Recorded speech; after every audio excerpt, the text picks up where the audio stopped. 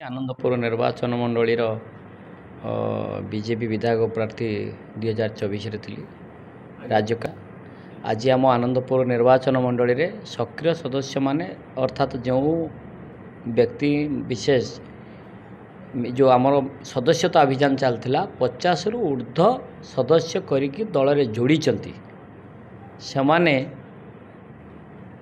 ସକ୍ରିୟ ସଦସ୍ୟ ବୋଲି ଗଣାଯାଉଛି। ସେଇମାନଙ୍କୁ ନେଇକି ଆଜି ସେନାପତିର ଏଇ ଯେଉଁ ଶ୍ରୀକୃଷ୍ଣ ମଣ୍ଡପରେ ଗୋଟେ ସକ୍ରିୟ ସଦସ୍ୟ କାର୍ଯ୍ୟ ସମ୍ମିଳନୀ ହୋଇଥିଲା। ଏଥିରେ ଆମର ପାଖାପାଖି 500 ସକ୍ରିୟ ସଦସ୍ୟ ଯୋଗ ଦେଇକି ବିଭିନ୍ନ ସାଂଗଠନିକ ବିଷୟରେ ସେମାନଙ୍କର ଧାରଣା ନେଲେ ଏବଂ ଯେଉଁ ବକ୍ତା ଥିଲେ ଦଳୀୟ ସଂଗଠନକୁ ମଜବୁତ କରିବାର ବିଷୟ ହେଉ କିମ୍ବା ଅନ୍ୟାନ୍ୟ ବିଷୟ ହେଉ ସେମାନଙ୍କୁ ଧାରଣା ଦେଲେ। ମାନନୀୟ ରାଷ୍ଟ୍ରୀୟ ଅଧ୍ୟକ୍ଷ ଆପଣମାନେ ଯାହା କହିଲେ ସଂଗଠନ ତୃଣମୂଳ ସ୍ତରରୁ ଦୃଢ଼ କରିବା ପାଇଁ ଗୁରୁତ୍ୱ ଦେଇଛନ୍ତି, ଆହୁରି ବଢ଼ାଇବା ପାଇଁ ଗୁରୁତ୍ୱ ଦେଇଛନ୍ତି। ତାଙ୍କ କଥା ତାଙ୍କର ଯେଉଁ ଗୁରୁମନ୍ତ୍ରକୁ ଆଧାର କରିକି ଦଳ ଆଗେଇବ ଏବଂ ତାଙ୍କ କଥା ସର୍ବୋପରି ସର୍ବମାନ୍ୟ। ତେଣୁ ସିଏ ଯାହା କହିକି ଗଲେ ସଂଗଠନର ହିତ ପାଇଁ ସେଗୁଡ଼ାକୁ ସବୁ ନିଶ୍ଚିତ ଭାବରେ କାର୍ଯ୍ୟ ପରିଣତ କରିବା ପାଇଁ ତୃଣମୂଳ ସ୍ତରରେ ପ୍ରୟାସ ଜାରି ରହିଛି। ମୁଖ୍ୟମନ୍ତ୍ରୀ ମାନ୍ୟବର ମୁଖ୍ୟମନ୍ତ୍ରୀ ସାରା ଓଡ଼ିଶାର ରାଜ୍ୟରେ ଏବେ ସରକାର ଭାରତୀୟ ଜନତା ପାର୍ଟି ସରକାର ଅଛି, ମୋହନ ମାଝୀଙ୍କ ସରକାର ଅଛି। ଏ ସରକାରରେ ବିକାଶ ଯାତ୍ରା ଦ୍ରୁତ ଗତିରେ ଚାଲିଛି। ଆପଣମାନେ ଦେଖୁଥିବେ ସରକାର ଆସିଲା ପରେ ଅନେକ ଯୁଗାନ୍ତକାରୀ ପଦକ୍ଷେପ।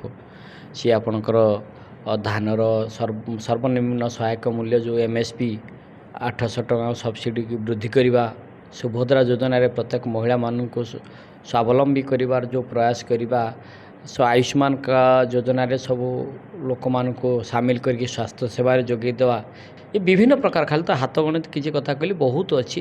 ତେଣୁ ଇଏ ସରକାରର ମୂଳ ଲକ୍ଷ୍ୟ ହେଉଛି ରାଜ୍ୟ ଦେଶର ଉନ୍ନତି କରିବା। ତେଣୁ ଭାରତୀୟ ଜନତା ପାର୍ଟି ଗୋଟେ ବିଚାରଧାରା ଉପରେ ଆଧାରିତ ପାର୍ଟି। ବିଚାରଧାରା ହେଉଛି ଭାରତ ମାତାକୁ ପରମ ବୈଭବଶାଳୀ କରିବା। ତେଣୁ ରାଷ୍ଟ୍ରର ବିକାଶ, ରାଜ୍ୟର ବିକାଶ ଏହାର ପ୍ରାଥମିକତା। ତେଣୁ ଏଇ କଥା ଉପରେ ସେ ସବୁବେଳେ ଅଟଳ ଅଛି, ଚାଲିଛି। ଆନନ୍ଦପୁର ନିର୍ବାଚନ ମଣ୍ଡଳୀର ଯେଉଁ ଆକ୍ଟିଭ ମେମ୍ବର ମାନେ 50-100 ଯେଉଁ କରିଥିଲେ, ଆଜି ସମ୍ୟକ ପାର୍ଟି ବିଷୟରେ ତାଙ୍କୁ ଧାରଣା ଦେବା ଏବଂ ଆକ୍ଟିଭ ମେମ୍ବର କର୍ତ୍ତବ୍ୟ ବିଷୟରେ ଟିକେ ଧାରଣା ଦେବା। ଏଇଥିପାଇଁ ଆଜି ଯେହେତୁ ଆମେ ଆକ୍ଟିଭ ମେମ୍ବର ହେଲା ପରେ ଆମର ସିଷ୍ଟମ ଅନୁସାରେ ଆମର ସାଂଗଠନିକ ପର୍ବ ସରିଯାଇଛି। ସାଂଗଠନିକ ପର୍ବ ପରେ ଆମେ କେବେ ଏକାଠି ହେଇନଥିଲୁ। ତେଣୁ ଆଜି ଇଏ ଏକାଠି ହେଇକରି ସମ୍ୟକ ଧାରଣା ଦେବା ପାଇଁ ଗୋଟେ ସମ୍ମିଳନୀ କରାଯାଇଛି। ଏ ଭାରତୀୟ ଜନତା ପାର୍ଟିର ସଂଗଠନ ପର୍ବ ପରେ ଯେ ସକ୍ରିୟ ସଦସ୍ୟତା ଲାଭ କରିଥିଲେ ତାଙ୍କୁ ନେଇ ଏ ସକ୍ରିୟ ସଦସ୍ୟଙ୍କର ସମ୍ମିଳନୀ ଥିଲା। ଭାରତୀୟ ଜନତା ପାର୍ଟି ଏକ କାର୍ଯ୍ୟକର୍ତ୍ତା ଆଧାରିତ ପାର୍ଟି।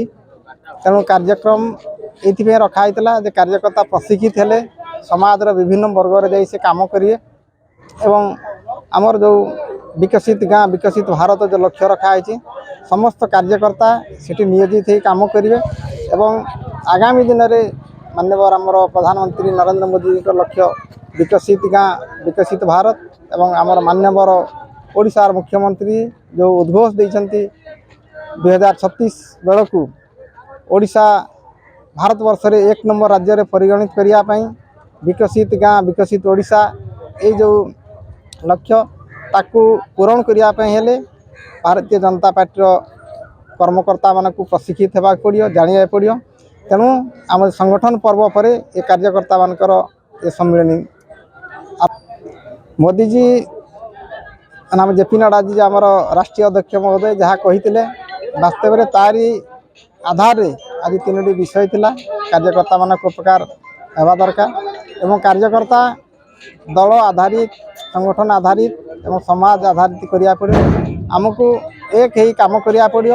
ସମସ୍ତଙ୍କ ଭିତରେ ପୁରାତନ ନୂତନ ଭେଦଭାବ ନ ରଖିକରି କର୍ମ ଆଧାରରେ ହିଁ ଆମକୁ ଆଗେଇବାକୁ ପଡ଼ିବ ଏବଂ ସଠିକ୍ ଢଙ୍ଗରେ ସମସ୍ତେ ଆମେ ଗୋଟିଏ ଲକ୍ଷ୍ୟ ଯେ ଆମେ ସମସ୍ତେ ଭାରତୀୟ ଜନତା ପାର୍ଟିର କାର୍ଯ୍ୟକର୍ତ୍ତା। ଏହି ବିଚାରଧାରା ଏହି ଭାବନା ନେଇକି ଆମକୁ କାମ କରିବାକୁ ପଡ଼ିବ। ଏ ପ୍ରେରଣା ଦିଆଗଲା।